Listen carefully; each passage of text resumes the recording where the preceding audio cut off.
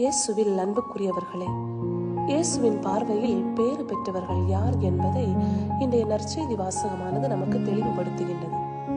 மனிதர் மீது தமது நம்பிக்கையை வைக்காமல் இறைவன் மீது தங்கள் நம்பிக்கையை வைப்பவர்கள் பேறு பெற்றவர்கள்.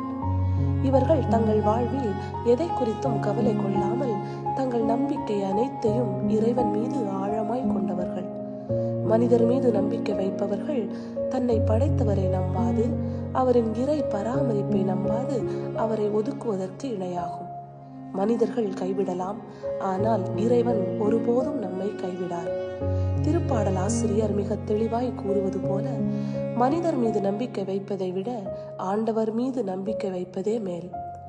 இந்த உலகம் இகழ்ந்தாலும், பசியும் பட்டினியும் வறுமையும் நம்மை வதைத்தாலும், நம் நம்பிக்கை இறைவன் மீது மட்டும் இருந்தால் நாம் பேறு பெற்றவர்களே.